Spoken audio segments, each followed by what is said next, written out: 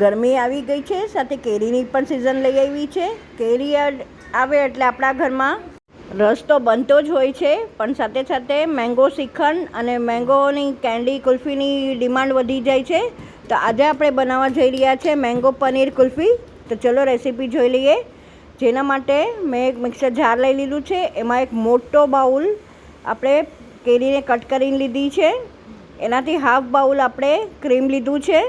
હવે 1 ટેબલસ્પૂન આપણે એમાં ખાંડ એડ કરી દઈશું. આપણે કેરીની ગળાશ પ્રમાણે આપણે ખાંડ પ્લસ માઇનસ એડ કરવાની છે. હવે આપણે આને ચર્ન કરી લઈશું.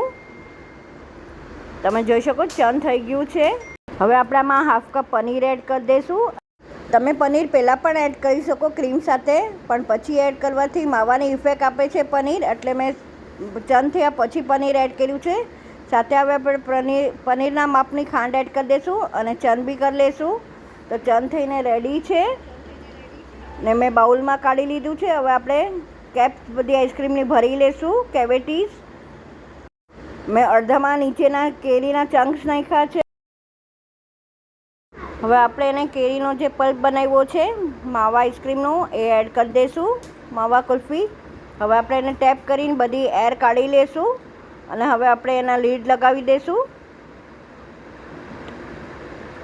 આવી રીતે આપણે બધા લીડ લગાવી અને 8 થી 9 કલાક માટે એને ફ્રીઝ થવા મૂકી દઈશું ફ્રીઝરમાં.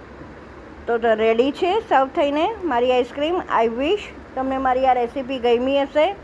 જો ગમી હોય તો લાઇક, શેર અને સબસ્ક્રાઈબ કરવા ન ભૂલતા.